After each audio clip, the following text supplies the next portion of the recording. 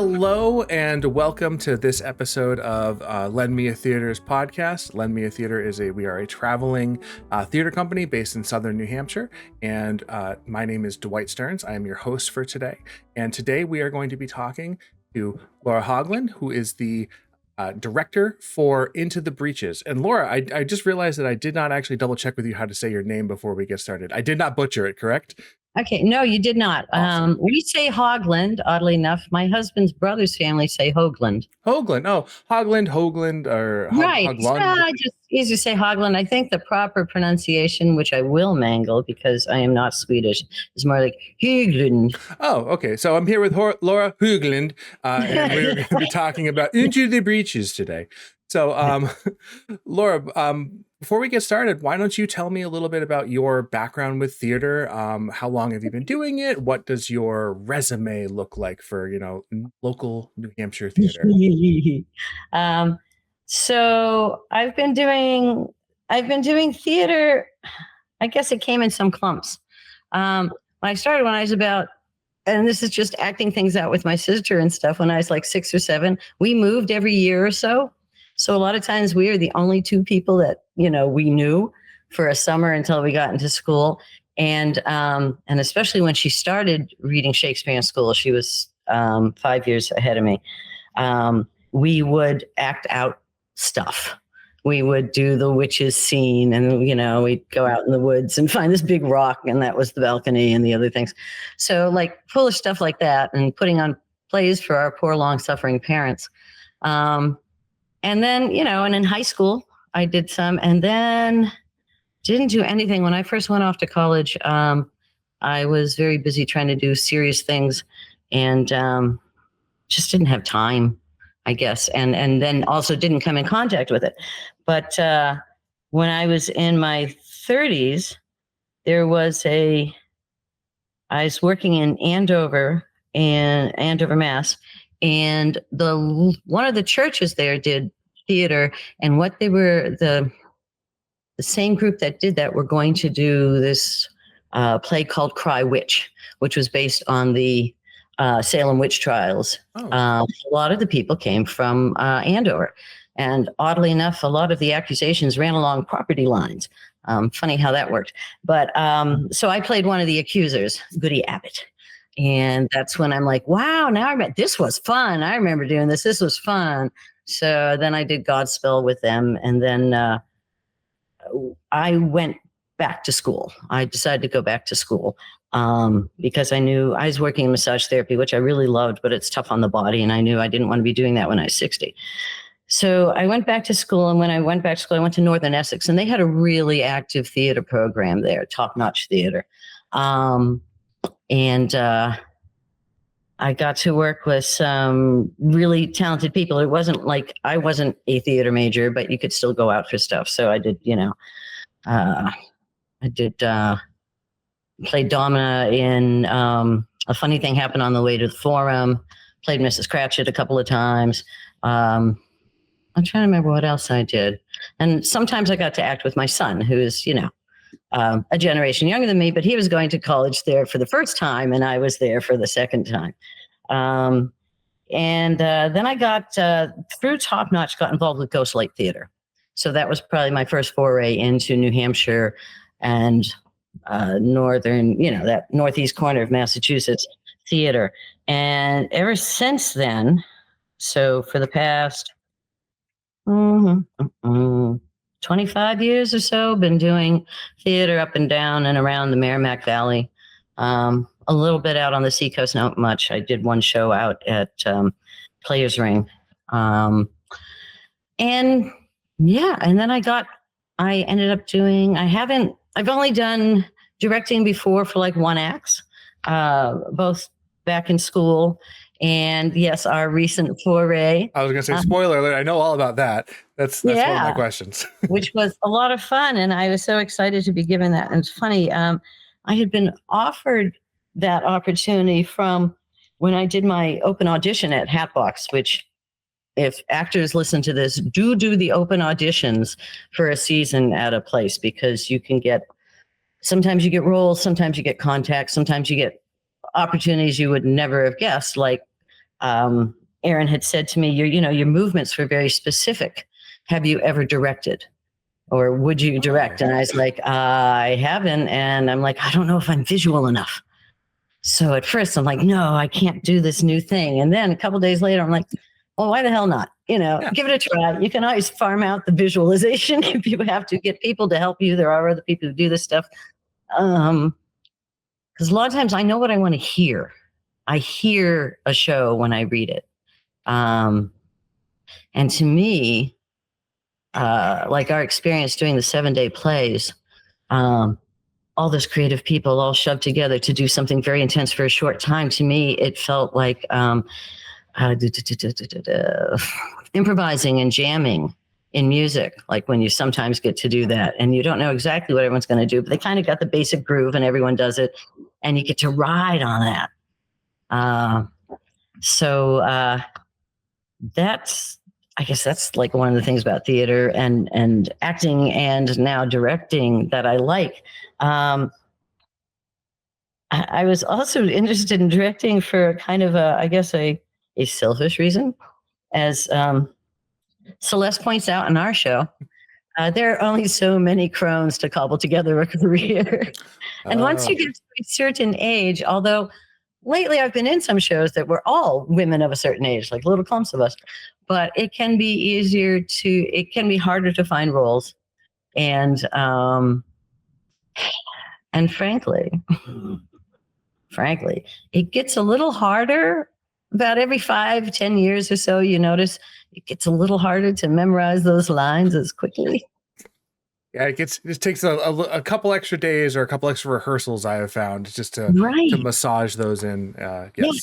And it's just a physiological thing. Your brain does not phosphorylate as quickly, so your memories are not built as quickly. And instead of being able to do it like reading it twice or 3 times, now it's like 6, 7. You got to drill it in. That's up there, yeah. So in some ways, directing is different from that. It's a different kind of. There's a lot of thought, a lot of mental energy has been going into this. Someone had told me that if I tried directing, and he's directed he does more film stuff, but he's like, it's the most work you'll ever do. So make sure that it's like something you actually want to direct. Oh, that's a good point. You're going to be like steeped in it. Well, that brings us to my next question, which is why this particular play? I remember us when we wrapped, I think it was Actors, Don't Talk to the Actors, about a year ago at this point. We were talking at the after party, or the cast get together. Oh, yeah. And you were talking about Breeches at that point. And so this has clearly been in your mind for a while at this point. What drew you to this particular show, and why has it been able to maintain that passion in you for so long? Yeah. Well, there's a lot to it. Mary Fraser had brought it to our attention first on the play selection committee. And so, and I read it then, and we were reading a lot of different plays and, talking about what would be easy to stage about it, what would be hard, all the things that you do when you're thinking about, producing a show. And this one was definitely, it's dense. It's got more than one thing to it. I mean, I love the silly, farcical murder mystery things we do. They're fun. And there's a craft to it too. There's definitely a craft and a timing to it. But this was a combination of, there's comedy. There's definitely a lot of jokes that you need to land in it, but it's a realistic play. And it's realistic play. And then it's got these beautiful pieces of Shakespeare that are tucked in there. And a lot of times they're used really effectively because the play is a lot about some like day to day, the show must go on. And these women who are trying to make. What is the show about, actually, before we get what is the show? What is the show? Yeah, I didn't dabble and get off on a thing. There's a shorthand that we have because I'm in the show. So I know about the show. So we're talking as if we both know it. But for the audience who is listening, what is the show that we're talking about? So Into the Breeches, the show, it was written in 2018. So there's some modern sentiment to it, but it's couched and it's placed very firmly in 1942.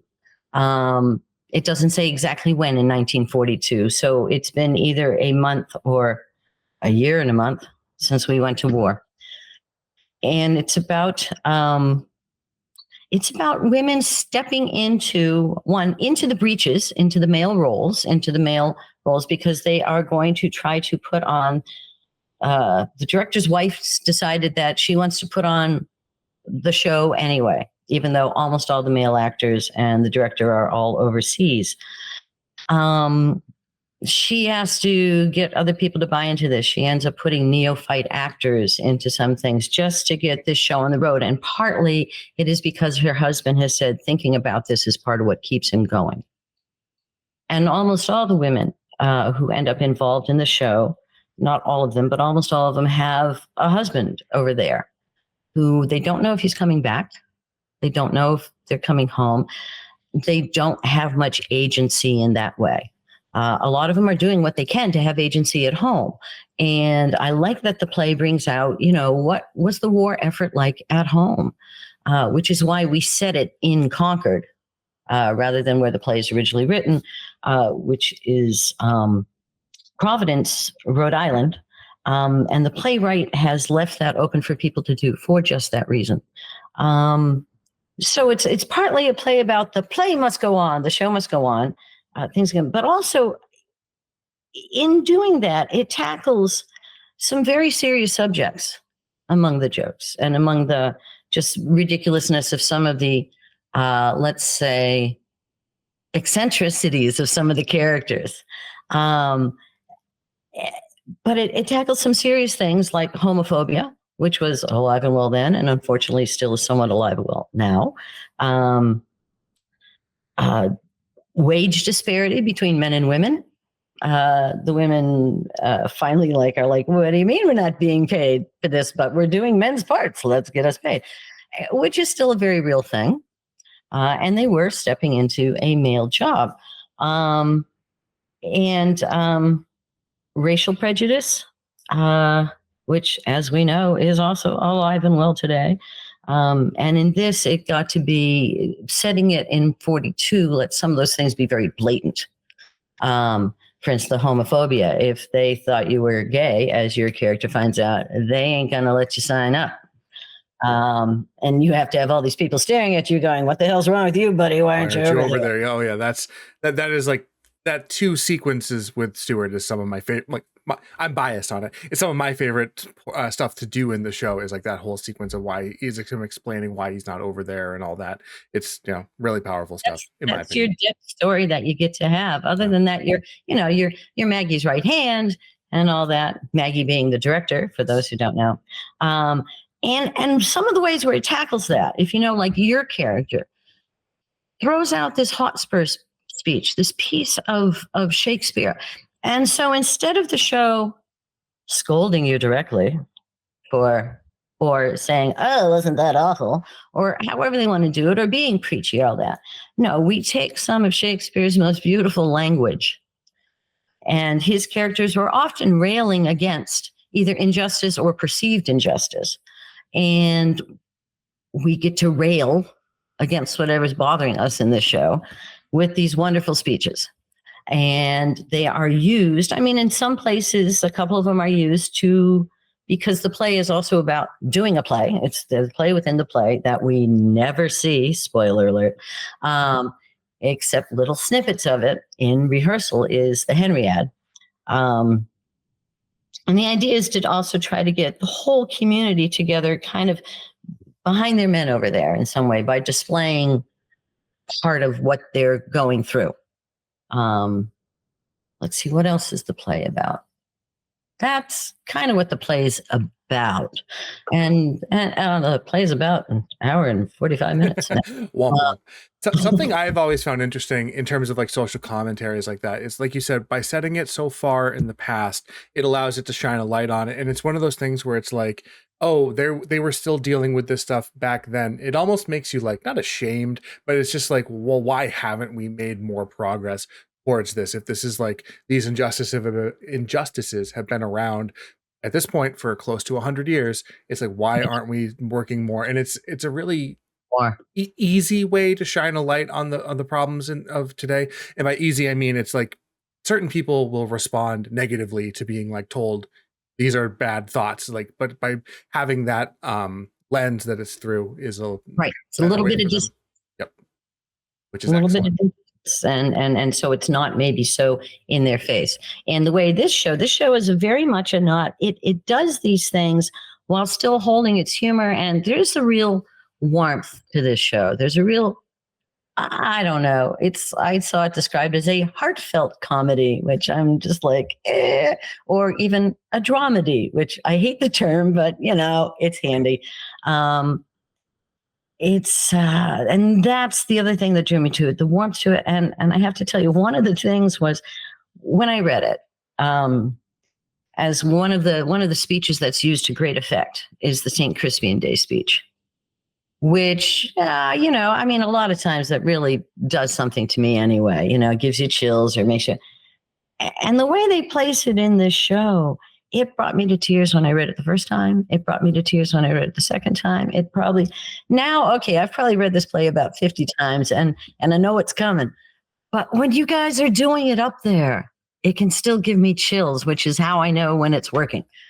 Yeah, it's being in those scenes as they're happening. It's like this weird out of body experience because like I can feel like just like those emotions like starting to wash over me. And I am honestly I don't know much Shakespeare, so I'm pretty green with the Bard. But it's hearing these things. It's like, I don't know. It's just really made me want to kind of grapple with him a little bit more, which is awesome. How important do you think knowing Shakespeare is for the show? It isn't real important, I think, except knowing something about the meter. But really, a lot of the important thing to know about, especially how we do Shakespeare now,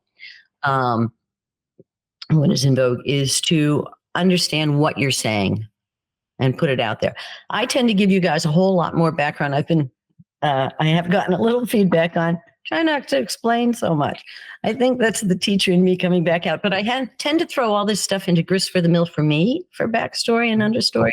So I tend to throw it out there for you guys, but I know you got other things going on. I definitely appreciate it. Honestly, like some of those, this is a little bit, how the sausage is made, but like some of the stuff, I was just saying words until I actually read where it was in the show that I was saying it from. So I have like context behind it and just like what the words actually mean. That has helped a lot in terms of like, my delivery and just what I'm talking about. So I think that's having that is helpful.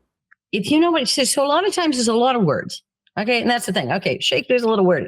But the reason is because he did have generally no set, no setting, no makeup, no special clothes. They were wearing, what they would wear for court clothes there or something. I mean, they probably dressed a little nicer in their stage clothes, possibly, than like their walking around everywhere clothes, but they were still recognizable as then. And there wasn't a thing of let's make this whole other like we do now when we do Shakespeare, usually don't have to imagine things up there as much. And plus now we do a lot of it with, but I have seen some very bare stuff done like by the National Theater or something like that. And when I say seen it, I've seen it on TV because I rarely get to go to like a really big thingy, but damn it, where did I go? All right. But,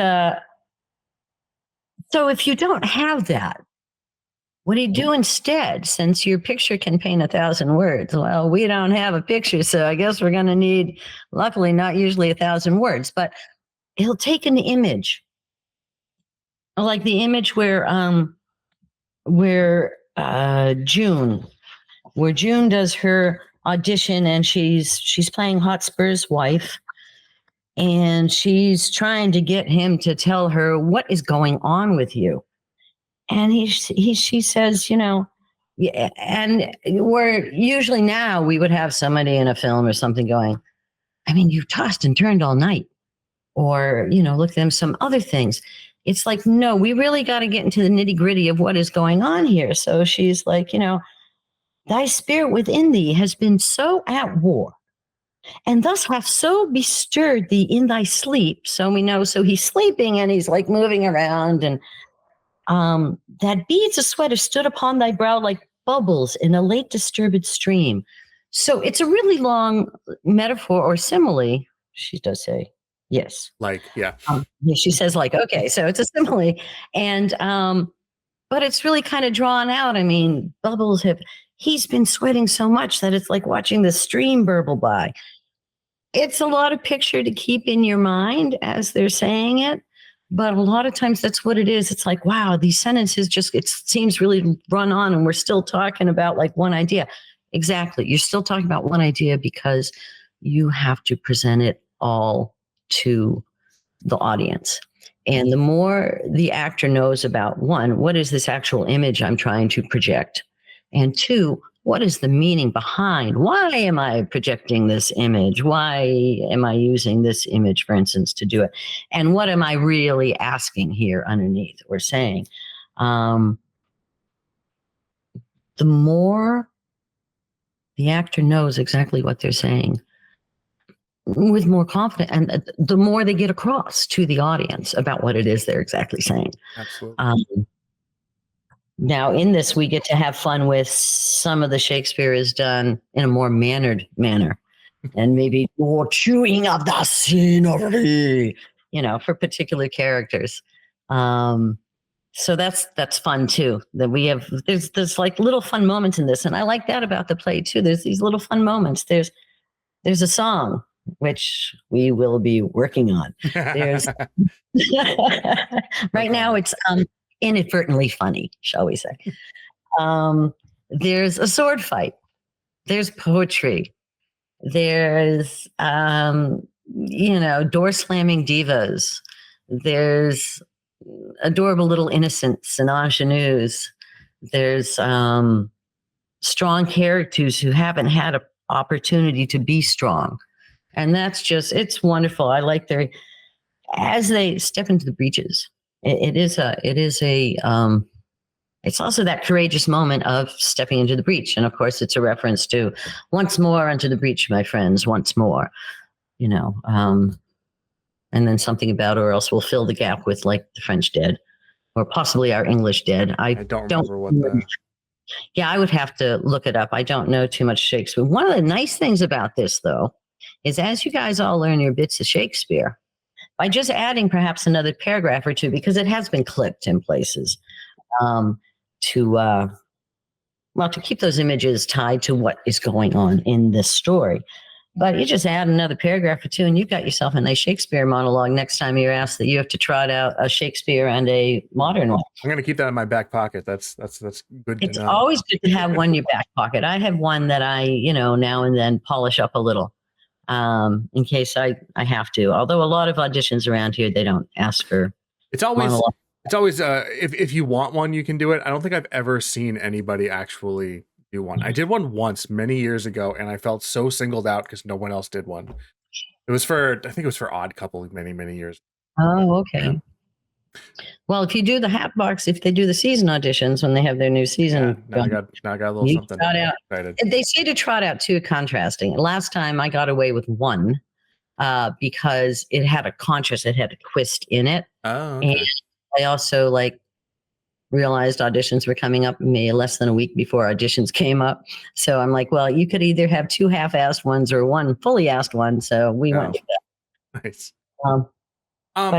So there was a point that you had said earlier that I want to kind of circle back to, and you had mentioned that you've changed the location of the play to Concord, and obviously this is something that's encouraged by the playwright. I know we've been working on incorporating some local landmarks and historical events. Can you talk a little bit about what you've done with that, what your research processes looked like, and how that's gone for you? Yeah, it's been, so my experience was in Mary had done a lot of research for it, and has a historian's background. And she had, we went to one of the libraries and did some research there. And I had started doing some. The first place I went was before I had reached out to her about it, was I had gone to the New Hampshire room at the Manchester Public Library. I don't know if it's got some other special name, but the big library in Manchester. And then Mary and I went to the Concord room in the library in Concord, and we found a lot of different references. And she had found some stuff online. And then I went and spent a few hours in the historical society's place. And actually, I want to go back there because I just did not, I gave them the list of what I want to do. And they're like, yeah, so where do you want to start? Because you're not getting through all that.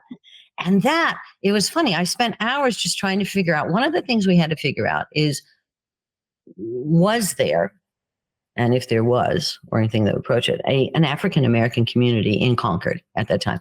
There was in Providence, or in the Providence area. I think they reference Pawtucket, which is kind of it's like cheek by jowl with Providence, but it's actually next town over. And we found six households in 1942. Wow. African Americans in Concord. And the biggest cluster, it's like, well, do you even call that a cluster? There were some outside of Concord and some other communities, and there were a lot more. I ended up trying to research this part in addition to going there. And I just got down this whole rabbit hole because you can look up where people lived, and then using this reverse thing because of the way they did their what is it called when they the census? Yes, the way they did the census is they also said like what people did for a living. And who else is in there? It was so kind of fascinating. So I kept going down these little side things that actually end up being like one line in the show or something. But like we had looked for if there were, was there a country club at the time? Yes, there was. In fact, there were two. So which one was the snazzier one that, Ellswood Snow would belong to? So that was fun. Like I said, the African American community thing was kind of tough. I got in touch with the folks who do the Black Heritage Trail out in Portsmouth, and they were luckily having a talk like the week after I looked into it, or the week after I'd been to the library, and the librarian there also let me know that they were going to be doing a presentation for the Concord area and some of the things in Concord. So I'm like, awesome, I'll go see this. Unfortunately, the expert in the Concord area, the one who's been working to get one of their they're usually like some big thing that talks about those like side of the road or is it the green ones that you see? Yeah, it's similar to the green ones, but these are usually, it's a different sort of way of doing it. It tends to be a big brass thing on like a rock or a plinth of some kind. Oh, okay. I've seen those. Yeah. And the guy who's been getting the stuff together for that couldn't make it to the talk. So it ended up being about a lot of other stuff in New Hampshire. And New Hampshire's Black history was probably a lot more active prior to the Revolutionary War, during the Revolutionary War, and actually right after the Civil War. And right after the Revolutionary War. So there was a fairly large community, probably larger than you find in New Hampshire anywhere at this point, up in Warner, New Hampshire. But that was after the Revolutionary War, and it kind of died out a bit. Also, a lot of times at the time of the Civil War, a lot of agrarian communities from New Hampshire, a lot of farmers having seen other parts of the country and found out that there are places where the dirt's more than 2 inches deep. There's not 5 rocks below that immediately. Exactly. Yeah. What does a field produce in New Hampshire? A rock wall. Yeah. So, and that changed things. So there wasn't much but there were some folks living in Canterbury, maybe not exactly at that time. So we chose Canterbury for that one. And I could have gone with the south side of Concord because, like I said, there was a whole clump of 3 houses that you could kind of say was on the south side. Canterbury is a more interesting word to say. It's a more interesting place to kind of be from. And there is some background there for that. Some things we weren't able to find. but I actually am holding out hope that I'm not done going to the Historical Society yet. I actually want to go, and there were some interesting things there. There's some correspondence there for between people who were overseas and their women folk at home. I'm hoping to look at that both for just some background, and I was going to see if any of the actresses playing these women whose husbands are over there might be interested in going too, and just reading through them, put some background. There's a possibility we might be able to get photocopies of them or photographs of them and display them perhaps in the lobby or in the back of the theater, depending. Just because there are some interesting stories. There was a thing where there was a sawmill in New Hampshire that was run by women. Really? I had no idea. There's a whole story. There's a whole book on it. And they just took over and did everything that needed to be done at the sawmill because the sawmill had to run. So in that way, the women in all kinds of industries, and we're doing it with perhaps the frivolity of a play, Ellsworth might say, but women had to step into roles that were closed to them before because, men were in them and men needed them. And women had been told for a very long time, at least that, once we got into a society that did not require women to toil in the fields as much as the men did back when we were agrarian here in New England.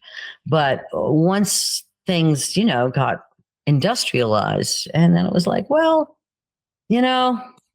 basically there weren't enough jobs for everyone to work in them. So the women were told to stay home. And, one, it was, oh, well, we'll protect you and we'll keep you safe. And you don't want to go in that dirty place, and people lose fingers and, whatever the thing was. Although apparently, these, what is it that they're called when you just you sew cloth and sew cloth and sew cloth and textile.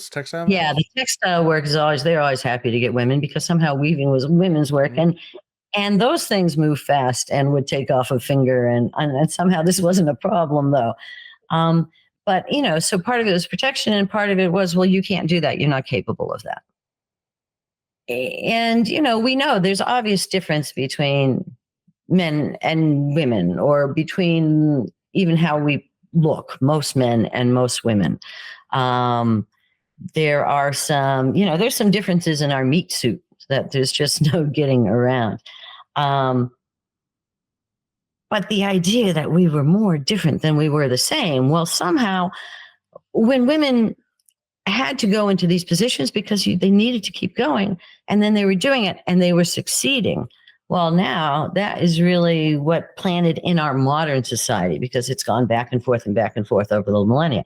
The idea that, well, we can do this. We can do a lot of things. I mean, women knew right along that, and the men that were around them, if they would recognize, knew that, women can think and women can plan and women can, put up with having to do a dirty job when they have to, and all these things that everybody who has to go and put their nose to the grindstone has to do. And it just would be nice to get paid for it. So absolutely. Yeah. Which the show talks about. So. Right. Which is right. And it's one of the things I love, that it talks about these, like I said, these serious things without becoming a diatribe, without becoming shrill. There's this wonderful warmth to it. And I love all the characters. George Brandt, the playwright, for one thing, a lot of times I don't like plays written for women, written by men, because the first thought I have a lot of times is, well, you can tell a man wrote that, which might sound terribly sexist of me. But, for instance, went to see Who's Afraid of Virginia Woolf. Fantastically done, wonderful play. And one of my thoughts all through it was, yeah, you can tell a man wrote this, especially because of how he wrote the female character. Mm-hmm. Especially the younger one. Yeah, both who is presented as almost such a nonentity, except for this strange little thing, and the older woman is just It's, but the play is pretty harsh with everyone. It's a bunch of harsh characters saying a bunch of harsh things to each other. It's a rough 2.5 hours to sit through that in the best way, like rough in the best way. It is just a, not a slog to get through, but it is just like an assault, just constantly. But that is exactly it. It was like an assault, and seeing it in a small, intimate theater made you feel like you were right there. And it's like that discomfort you get when people are fighting in public. Yeah. But which is part of, you're supposed to feel that discomfort. We're generally not trying to make people feel uncomfortable with our show. I will say that it's not, it's not cutting edge theater. It's not in your face theater, but it's, like I said, I love that it's a realistic play with these heightened moments that you get to borrow from Shakespeare, and with these funny moments. And some of it there's jokes in it that need to land, and a lot of it is just funny because people are funny. People are just funny old things. And I like that about this. And when I read it, going back to when I had read it and things, and I don't know if this happens to you as an actor, but a lot of times when you're reading a play for the first time, there's in the back of your head, like, oh, I could do that part. Every time. It's like, well, how would I do this? How would I say this line? How would I deliver this? Every single time. Yep. Yeah. And when I read this, I didn't want to do any of the parts. I wanted to play with all the parts. I wanted to play with like they all talk to me in a different way. And none of them was like, I want to do this part. I mean, if someone else was doing Into the Breeches and I had an opportunity audition, maybe I would. But this was one that I wanted to work on without working in. How do you find that balance has changed from being a director to an actor? So like thinking about, 8 characters as opposed to the one, how do you work with that? Right. I mean, when you're just doing one, you become the expert on that one character, and you can make up your little backstory or whatever and how it fits into the show.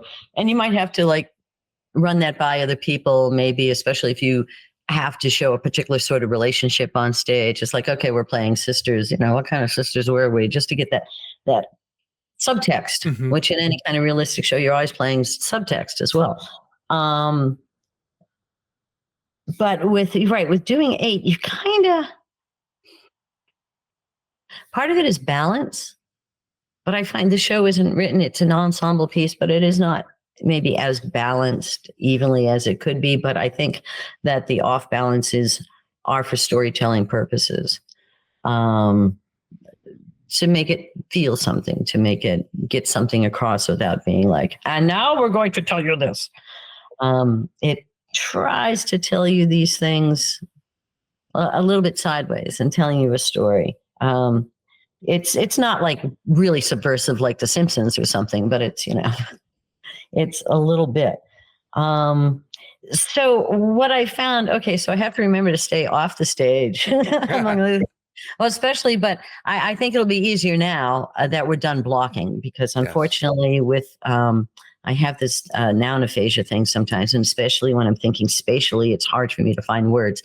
So it's easier to be like, here, and then to here. Yeah. Yeah. And even now, but I see it and I'll be like, left, right, where do I want them? And like I said, I can hear kind of like what it should sound like, but everyone's going to bring something a little different to it. So there's only a few places so it can be a little balancing act between being like, okay, they might have to say that differently in a different way. And you certainly don't want to give line readings, but just to get across, a lot of times if it is trying to tell something about the story, put the story forward, or if somebody else is coming back with something that it's got to kind of mesh. So, I mean, obviously when you're, as an actor yourself, when you're out there, you want to mesh with the other characters and with the other actors and have some interplay. But I found I'm still a little more in my own head and doing my own thing. Whereas, so as directing, you really have to kind of make sure it meshes. I find myself having to be more visual than I'm used to being when you're standing outside and looking at it is completely different than being on stage and moving around and feeling that, while still trying to be cognizant of your actors have to be there on stage and moving around and trying not to bump into each other or the furniture. But I'm back there like, but I want my pretty picture. And sometimes for me, unfortunately for you guys, I don't know whether this is a limitation I will keep or if it's just because I am a neophyte. But a lot of times I can't picture what it's going to look like until I actually see it. Mm. You know, so as we get more set, it'll be. And what else about? I think I don't know. I do get a little deep into the weeds with it as a director more than I ever did on any particular character. Usually when working a character, I'm really concerned about, you know, how, one, learning my lines, and two, exactly how I'm saying my lines. And I mostly have control over that unless the director gives me a thing that pull it back or put it forward or put some of this in it.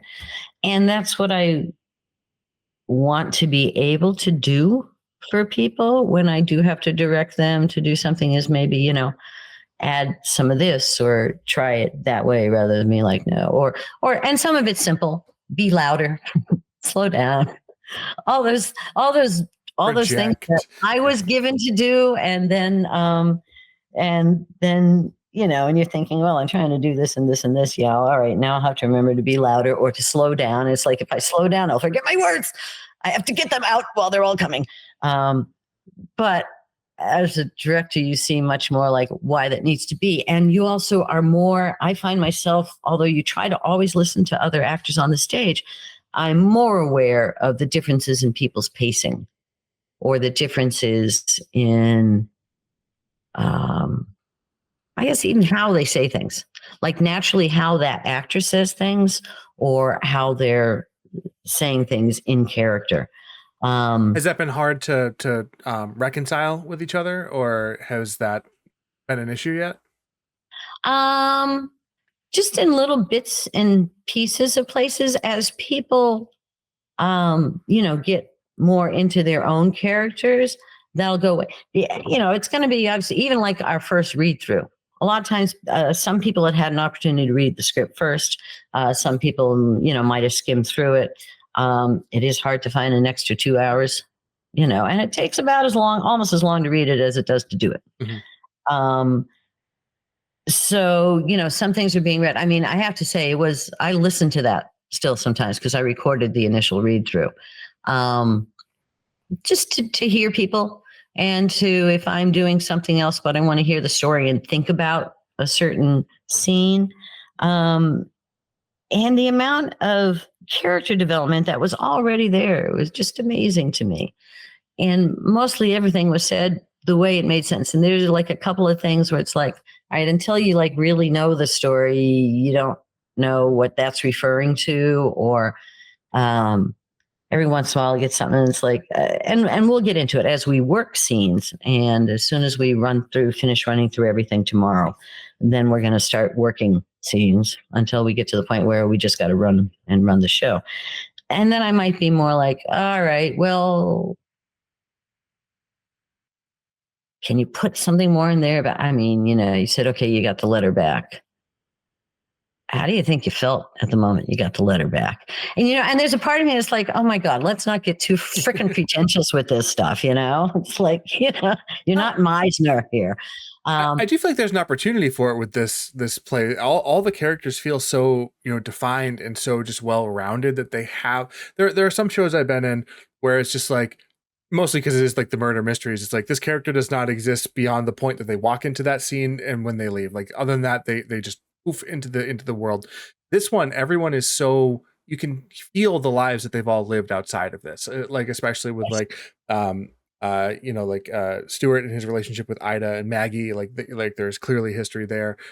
Ellsworth and Winifred as well. Like you can just feel like, and everyone's doing such a good job of bringing those relationships to the front. And then it's like Celeste and Maggie, it's like watching those two go at it. You can feel the years of tension that has been built up, and it's just really, yeah. I'm really enjoying that about this show specifically, is like actually having someone to like sink my teeth into a character. Yes, and I was so excited to watch you do that, and some other folks. I was when I read this, some of the people that we have were on my short list of when I read through, and I was like, oh, I'd like to see them do this. But Jen, with clumps of lists and they moved around, and I had to think about, well, what if the whole actors like skew a little young or skew a little old, or what if we don't get anyone for that part? Which thank God we got somebody for every parts. Everyone is doing just a great job doing that. And I am so excited about what people are bringing to it. And some folks are newer at it than others. And there's some techniquey things or a tendency to wander or a tendency to plant. And sometimes I'm a wanderer myself, I found. And if I don't have a specific thing, I tend to shuffle my feet around like nobody's business. And it's amazing what things show from, like I said, it's a different viewpoint from back there, from off the stage. Have you been able to pick out the people who behave like that, where you're like, oh, they like to move on each line that they say? I know I tend to be like that, where if when I say something, it's like I tend to either move or weave through stuff, but Stuart tends to stay planted, but still, that's how I feel. A lot of times you do have a podium if you want to stay behind it, but a lot of times you do want some movement anyway. It's natural. Look, I'm saying this to you and I move forward. Exactly. I talk with my hands. I'm Italian, so these go everywhere. So it's natural, and sometimes, but sometimes you just want someone planted and physically making a stand, perhaps when they're making a stand. And also just trying to make sure. And then there's the technical side of it. A lot of our stuff is going to take place out on when I say I mean LMAT stage, our 6-1 thing. So we're still not going to be surrounded by people, but sound travels okay there. When we're back in the proscenium, or the little box of the stage, there are some words that'll have to be said there that will have to project more, even just simple things like projecting more, so that we make sure that gets out there and draws the audience in. I was drawing out yet another one of my little drawings of basically the what do you call it when you draw it all from the top? Bird's eye view? Yeah, kind of. There's a better word for it. I'll figure it out maybe. But trying to, what do I call it? Oh, floor plan. Floor plan of one of the venues to look at entrances and exits. And I was looking at it, I'm like, wow, if I actually made the stage too long, is this going to affect sight lines? Things like that, I don't know. And that's where the inexperience comes in. I know what I want to sound like. And I think I know enough about acting from having done it.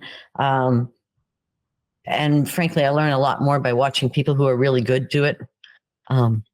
That was one of the things that was so fun about Government Inspector. It was like going to acting camp. Yes. Every rehearsal. I've never been to any sort of classes or anything like that. So that was my class, was Government Inspector, is just watching all those people on stage do their thing so effortlessly. I learned a lot doing that. Yeah.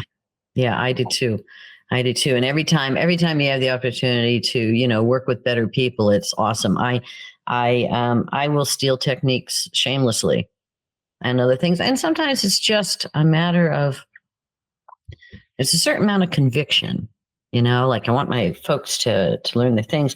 And what I love about everyone that is cast in this show is they are capable of making me believe it. Tell me a lie and make me believe it, because we're lying the whole time, but we're also deeper and we are telling a truth. And except in the more unnatural scenes, everybody here is doing a great job of telling the truth and of making me believe it. It's like, all right, do this. Now make me believe it. And that's our job. That's what we're there to do. And it's been fun. And it's just a good excuse to go up there and have fun and make believe with everyone. We're doing, I don't know. We just get to go up there and play. That's all the fun that I'm having. Well, like Gary Locke often says, it's called a play for a reason. And we're there to play and have fun. And I love when we make each other laugh and, break people, even if you break people on set, as long as you don't do it during a performance. The idea, one, we get it out now. And two, it's very bonding, I think. And the more bonded your actors are, the more that they're going to play off things. The energy in the room after one of those big jokes hits is always like just like a palpable change. And like you can feel just like the camaraderie just build up. Like it's like an extra point in camaraderie has been added type of thing. Yeah, those moments I think are important and key. Like the Cods. Yes. The Cods was a good moment. Or Monique's incredibly spot on blocking for the Cod scene, which was, yeah, that's gonna get some laughs. When you saw it the second time, it's like, all right, we're not laughing, it's funny, but we're kind of waiting for it. And also it was the unexpected nature of it, which it will be for the audience. Yes, which is all the fun.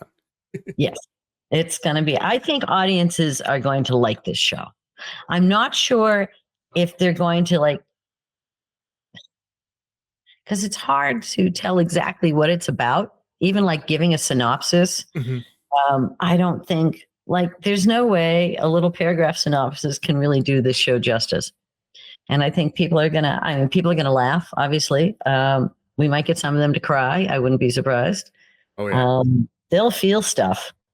And on the whole, though, it'll make them feel good in some way. Even they'll walk away feeling really good, I think. Yeah, I think so too. And in the places, like I said, some of that Shakespeare that is used for that is just, it's very moving. It's gallant. I don't know. It's that little, there's part of the heightened part of the experience. But we have those and we all feel those feelings. There are times in all of our lives where we have to be gallant or we have to be brave or we have to, and in the show we get to see it. Stuart's coming out.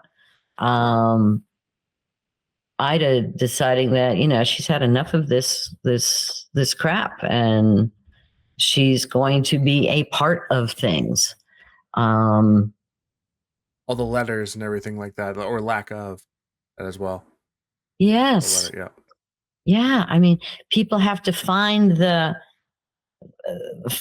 courage to sometimes just keep on keeping on, both for each other and for the war effort and like in Grace's part for her son. And that, so I do that underlying daily courage that has to happen. There's a lot of that in this show. And I think that's part of what does the heartwarming part. Because it's nice to be reminded that, yes, we are capable of moving forward through fear. We are capable of moving forward through uncertainty. I will say that this show in particular, and directing this one with everything that's happened with venues, has going forward through uncertainty. The big theme in this one, yes. I think everyone's going to take away that imitating art in some ways. And I don't know if I was really looking for that part of the experience, but Well, on that note, and I don't know, this might be a loaded question. Where and when can people come and watch this show that we've just spent the better part of an hour talking about? I wish I had a really good answer for that. Fair enough. So the when, it looks like we intend to open May 24th, which is Memorial Day weekend. We don't know if a lot of people will be in for it, but it kind of ties in. I would actually like to do some advertising that does tie that in. Noted. Yeah, so we'll try to do something with that. And the only reason I'm hesitating to say where. So one of the places has said we can do one weekend there, but we haven't signed a contract there, so I still hesitate to say. But it's in Concord, so one place would be in Concord. But I think we can only do one weekend, so we're looking to do another weekend or two someplace else. Mm-hmm. Some of the members of the board are hesitant to plunk in to nail down our time At the first place where we know we're going to go, we have an option of 2 different weekends there, until we see what the other ones have. But there's going to come a time, and I don't know if this counts as a swear, but there's going to come a piss or get off the pot time where we just have to, we got to get out posters. We got to put a date on them. We got to get our things going. So yes, people can buy a ticket. And then the one in Concord is going to be through Hatbox. So it'll be through their box office online. But we have to, get that information out there too, so they know which one to sell it for. Ideally, I would like to go to Concord first, and then when we break down there, pull it to the new place. Yeah. That is the beauty of Lend Me a Theater, is they go where they are needed. And many times I have done 3 shows in 3 different weekends in 3 different venues with this. So yes, it is not unprecedented. It's just unusual for something that we had. Usually when we pitch the Hatbox, we know that that's going to be a thing that sits still. And I was really kind of looking, that was one of the things that when I had written a letter, because, I told these guys I wanted to direct the show, but I also, wrote a formal letter and put my resume on it and all this other stuff. I've had about, 40, 50 stage roles, but only a few directing. Maybe it's not quite that many. No, it's not 40 or 50. Let's go back more like 30 or 40. But we'll say 40 or 50. 50, yeah. 60. My mind. 70. Who knows? Each scene was its own character. Exactly. But what was I trying to tell me what I was just talking about? Where kiss or get off the plot time. Yes. So we do have to nail that down, and it will be soon. And I'd really, I don't want to lose a spot because they're like, well, you didn't get back to us. So, or I guess you don't want to, yeah. But at the same time, we're carefully trying to, the logistics are a bit of a thing. That's the thing. So the logistics, and also putting on a show, doing the lights, doing the sound. I just finished writing out all my light cues. Hopefully they will work. Sound cues, I haven't numbered yet because I'm not sure how many we can. I don't know what we can do. I need the more technical folks to let me know what my parameters are. We talked about it some, and it seems like I do a thing, and then they can tell me whether or not we can do that.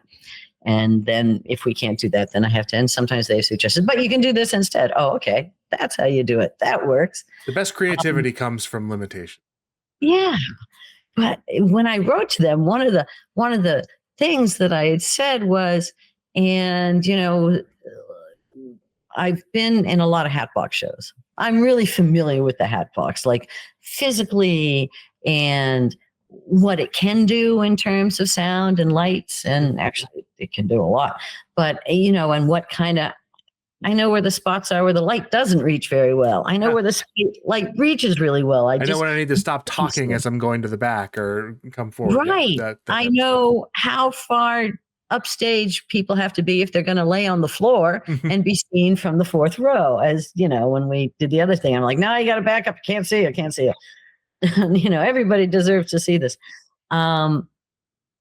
So that familiarity with the Hatbox made me less nervous about directing for the first time somewhere. Well, all that is no longer part of the equation. So it's been harder than I expected it to be, just because of things that finding a cast, I was afraid would be hard. It depends if people show up or not. They're well enough attended that I had to not cast some people who also would have been, good at doing this show. And that was harder, a little more stressful than I thought it would be. I mean, as an actress myself, I know, you go and you audition and you get the role or you don't. And once in a while, there's a role I really want and it really matters. But most of the time, it's like, all right, I audition and I get enough that, I know that I'm most of the time hitting the right spots, but you don't get cast in everything. And sometimes it has something to do with you, like you weren't very good. And sometimes it has nothing to do with you, but more or maybe has to do with things that you don't have any control over, like I'm the shortest person on the stage, or I'm the largest woman on the stage, which often happens. And sometimes it doesn't matter for the story. And every once in a while it might, or who you put me next to, or like, where was it when, like you have a really short actor next to a really tall actor. And sometimes that's a great look, especially for comedy. And sometimes it can be distracting. So, but to be on the other end of that, to have to first call people and see if they would take the role before you called everybody else, because what if they said no? And then, you've got plan B and plan C, and then having to call people and, it was hard because I was so grateful that people had come out and auditioned. Because of course there's this fear that no one's going to show up and no one's going to audition. And we have 3 for a cast of 33. That leaves 29 roles unaccounted for. Spoiler right. Which didn't, but other than that, I'm still enjoying it. It's a really well written play. I don't know if I would. There's depth to it, and there's the historical depth to it, which has allowed me to look into all kinds of things. There's the depth of the story to it. There is the bits of Shakespeare, and I am not a great Shakespeare actress by any stretch of the imagination, but I love it. I've been reading it for a really long time. It is easier to read than it is to act it, and easier to read than it is to direct it, and easier to, so trying to get that thing where you don't, I don't know. It's tough. And a lot of it, though, has to do with just take your time, enjoy the language, taste the language a little bit, without being like eating the scenery. There's, I know now I'm like, I wonder, will it always be like this? Or if I keep directing, will some of it just feel like, okay, here's baking a cake, I was going to ask, do you plan on directing more after this, or have we scared you away from it? Nice. No, I would love to. At first, I'm like, oh, this is really stressful. And there are things about it that it's like, oh, if I could have my druthers. And part of it, I've wondered when some things have gotten stressful, is like, well, is that just par for the course? Can I expect this sort of thing in some form or another to happen all the time? And there is a little part of me that, I have my ticker sometimes doesn't tick along as well as it should, or it ticks a little too fast and all that. And it's kind of hard to bring down from that.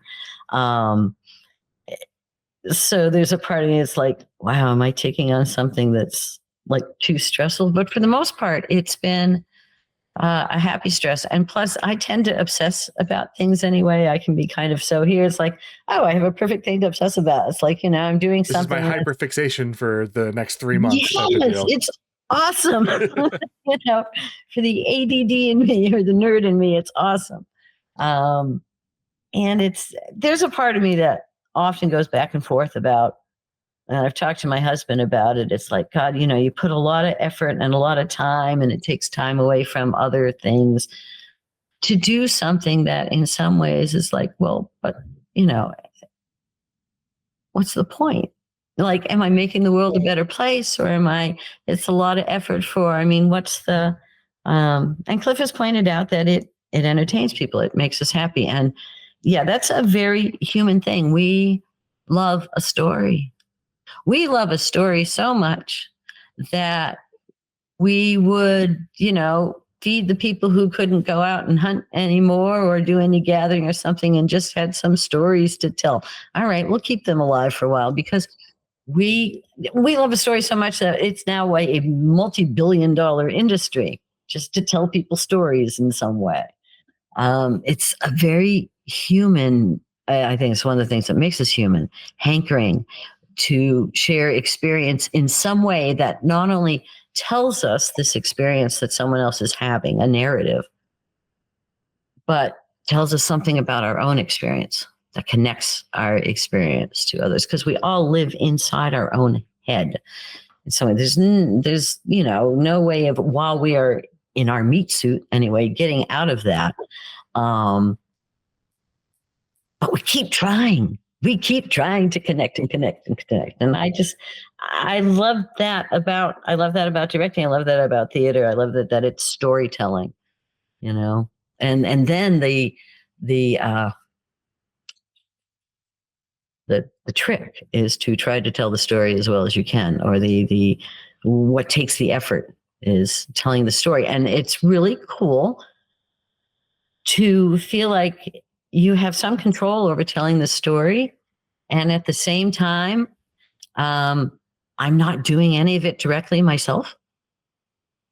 The whole collaborative process of that storytelling, surrounding yourself with all these talented people, is, an interesting and, I don't know, like, not complex part, but just like, it's almost like you're trusting a part of yourself, you're trusting a part of your story to someone else. So it's it's a big deal. Yeah. So unless you want to do like a one woman show or something that you like direct and act in. Celeste tries, but yeah, right. And so you have to do that. And that's the, oh God, that's the beauty of it. That's the thing. I mean, besides also going out and making the same connection with the audience. And I know you know that feeling when you're hitting it, when they're connecting with you and you're on the groove. It is like, I don't know what to explain it. Like, it's like electric to me. Like there's no better feeling. Like if there is like anything, like I don't consider myself really a religious person, but if I've ever had a religious experience, it is when I have that connection with a large group of people, or a group of people that like we're sharing an experience that is a fleeting moment. It is a something that is going to be gone as soon as it has been said, and just like everybody who is there understands it, and we all bonded and connected over it, and that is some of like the most pure beauty of theater, live theater, to me. Yes. Yeah. And it's that feeling. That's why we do it. Or at least to me, that's a lot of why we do it. It's, you're chasing that high, man. Absolutely. Yeah. You can make it to a drug metaphor as well, blah, blah, blah, blah. But I was going with more the spiritual. Yeah. And it's that too. And it is that. And that's a lot of what spiritual, rites and rituals can be about, is to get everybody kind of resonating in the same frame. And absolutely. Yeah, and doing theater does that too. And it's somehow being given someone a well-written play, though, when you have somebody else's words to say with it, it can be easier to do than if you're trying to do it all with your own words or something. Yeah. It's a good piece. It is. I'm going to ask you something. Oh, okay. What's up? I learned this technique but it's all about me. Okay, enough about me. Now, what do you think about me? But seriously, so now this is the second time I have directed you. Yeah. The first time was very brief. And of course, there's going to be a difference, because do you notice much difference between how I'm directing now and how I did that? There definitely is a difference. It's a little apples to oranges because of the situation that we were in for the first one. So Laura, you directed me in the 7 days plays. So we only had 7 days to put together a show. So 6, it was really shotgun. Yeah, 6, exactly. It was really like 5, even at, it was a real like shotgun approach. But I feel like the amount of care and like prep that you put into that, because I know you came in with like very clear ideas, very like clear, like specific, like time frame, like time period accents you wanted me to try. So like that level of research and understanding has always been there with you. So I was not shocked that when you told me about all the stuff that you had done. And I'm enjoying this more from seeing you actually get to craft something, because before it was like very much like, let's just get something on its feet, very little blocking, very like little time to like work on characterization. So this has been a much more enjoyable experience from that standpoint, with like getting to know the characters, getting to tell a fully, not the other story wasn't complete, but it was silly and fun. Yeah. It was silly and fun. But there's like some gravitas to it. There's some meat to it. Yes, I think you are doing, not that you did bad before, because you definitely did not, but you're doing much better this time. Which is, well, thank you. Welcome. Yeah, and let's hope And I would love to be directed by you again. Like I would audition in a heartbeat to any show you were doing. So I guess that should speak for itself. Well, thank you. I mean, I know I've put you on the spot. No, it's fine. Like I said, now what do you think about me? But yeah, that means a lot. That means a lot because I don't really know what I'm doing. So as I'm trying to do it, it's like, is this working? And also, am I, so if I'm not putting anybody's nose completely out of joint. No. So and you could have fooled me that you didn't know what you're doing because, like I said, you've come into this so well researched and like completely understanding the time period and the frame that we are in. So that's been very refreshing. Nice. I had time. That's the nice thing about, it got pitched at the beginning of the season and we knew it was, and even though I felt I had to like redo my blocking and stuff, like I didn't have to redo all of it. And I go back and forth on blocking early, but a lot of people like it. And it also gave me a framework. I know it helps me tie my lines to specific parts. It helps me learn my lines better in that way, but yeah. And I've heard that from a lot of actors, not necessarily all. Some of us are like sit on our ass and do it. But they're right. Does come a point where it's like, all right, now I need to know where I'm going to go. And especially when but yeah, directing it, I'm like, when I'm trying to, it's kind of visual. It's not, it's not like I could picture it all. When I did Soft Justice, I actually used my chessboard and 3 little chess pieces. Mm-hmm. It gets more complicated with 8. I remember you saying that, and that's why I think I've said a couple of times in the in our rehearsal process, like, "Oh, you're using your chessboard and blah blah blah." Because I know that's how you do it, but I didn't realize it was more difficult in this sense. I mean, I guess it makes sense. There's 8 of us as opposed to just 2.5. Yeah. Yeah, actually, I had Val represented by the queen, and she had a little pawn that was my pieces are magnetic, so it's like stuck to her snap. Hip. That's awesome. It worked out pretty good. But well, I have talked your ear off for a really long time. Yeah, this has been beautiful. I was going to say thank you so much for sharing your story with me. From learning from performing Shakespeare with your sister when you were young to now directing. A 0.5 of a Shakespeare play. This has been an awesome journey to learn about. Thank you so much for your time. This has been wonderful. I really look forward to getting this out into the world and letting people hear the director of Into the Breeches get into your mind a little bit. So hopefully this will convince some people to go see the show. I know I want to go see it. So. Of course, but you're only going to see parts of it. I'm sorry. Yeah, I don't have a choice. Womp womp. So awesome. Well, Laura, thank you so much. It was wonderful talking with you, and I will talk to you later. I'll see you tomorrow. I'll see you tomorrow. All right. Good night. Good night.